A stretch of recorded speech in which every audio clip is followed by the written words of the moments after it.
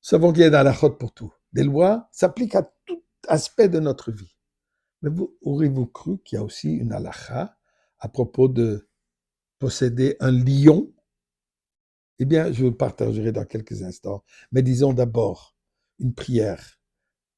Prière de remerciement à Kadosh Baruch Hu pour tous les miracles que nous vivons aujourd'hui. Et en même temps aussi une prière de bonne Shalom, assure-toi qu'il n'y a pas de victimes.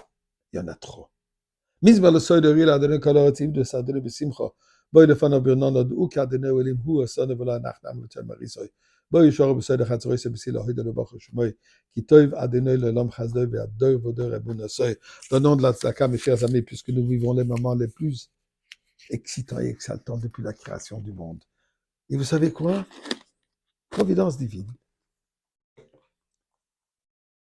Cette guerre, cette campagne qui est Israël a lancée aujourd'hui, ces jours-ci, je devrais dire, contre l'Iran, ils appellent ça Am Kelavi. Le lion s'élève. Ça a des proportions bibliques à tous les niveaux. Mais d'ailleurs, c'est un texte, c'est une expression de la Torah. Bilam, le prophète, invité par Balak pour maudire le peuple juif, dit les paroles suivantes. Kimirosh tsurim erenu. Je le vois de la cime des rochers et du haut des collines. Je le découvre, ce peuple. Il vit solitaire. En am levadad yishkon. Il vit solitaire. Ou bagoyim lo yitrashav. Je ne confondrai point avec les nations. Est-ce que ce n'est pas exactement ce que nous sommes? Un peuple solitaire.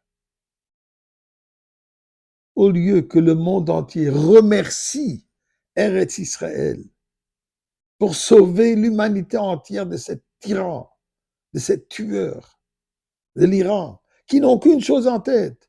Ils veulent la bombe pour l'utiliser. Contre qui? Contre toute l'humanité. Bien sûr, d'abord en Israël, mais pour le reste du monde. Vous devrez dire merci.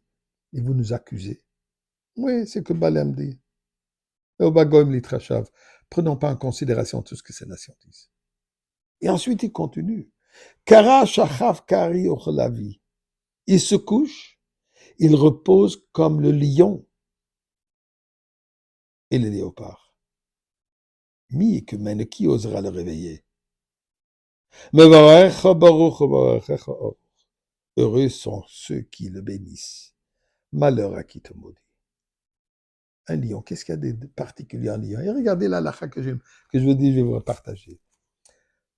Si une personne possède un animal domestique qui ne cause jamais de problème, qui ne fait pas de dégâts, et a fait des dégâts chez un voisin, alors il y a une différence entre tam et mouad. Si c'est la première fois ou la deuxième fois que cet animal a fait des dégâts, la personne n'est responsable que partiellement. Pourquoi? Puisque c'est un animal qui n'a jamais fait de dégâts. Mais si c'est un mouad, dire un animal qui a l'habitude de faire des dommages, là, le propriétaire est responsable. Nous dit l'halakha, si quelqu'un a un lion gentil, doux, qu'il a élevé depuis qu'il était bébé, joue avec, les enfants jouent avec, les bébés jouent avec, sache que ce lion a toujours l'halakha de mouad, puisqu'un lion reste un lion.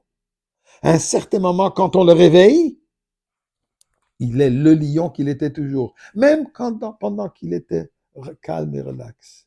Peuple juif, nous sommes des lions. Ça fait des millénaires qu'on accepte, qu'on prend, qu'on se laisse frapper et on avale. Mais quand on nous réveille, au moment venu, on est des lions. Et la prochaine prophétie de Bilam qui dit Erena veloata, je le vois, mais pas maintenant, je le vois plus loin. Je vois dans le temps lointain, qu'est-ce qu'il voit? Darach Kochav mi Yaakov. Il voit un astre au silence de Jacob, il fallait lui en Mashiach. Et qu'est-ce qui va se passer à ce moment? Il dit Vaya Adom Yeresha, Vaya Yeresha, Se'ar Ovav Israël Osechaïl. Et Israël triomphera. Et particulièrement Vayar Amalek. Bilam, il voit le peuple Amalek. Ce peuple Amalek qui était le premier qui est venu attaquer le peuple juif. Dit Bilam dans sa prophétie, qu'est-ce qu'il y aura? Réchit, Goyim, Amalek. Amalek était le premier des peuples pour se battre contre nous, mais sa fin, son avenir est voué à la perdition. C'est ce que nous vivons maintenant. Amalek est détruit, puisque nous avons cette arme, une arme secrète. C'est quoi? Dieu. Et vous savez, c'est plus un secret. Le monde entier réalise que Dieu est avec nous. Mais c'est une arme, comme toutes les armes, il faut la maintenir. Il faut l'assurer qu'elle fonctionne comme il se doit. C'est quoi ce que nous devons faire avec cette arme? Ajouter encore une mitzvah, encore un peu de tzedaka, encore une prière. Encourager une autre personne de faire du bien. Et nous allons mériter exactement ce que Bilam nous a promis, ce qu'il a dit dans la prophétie.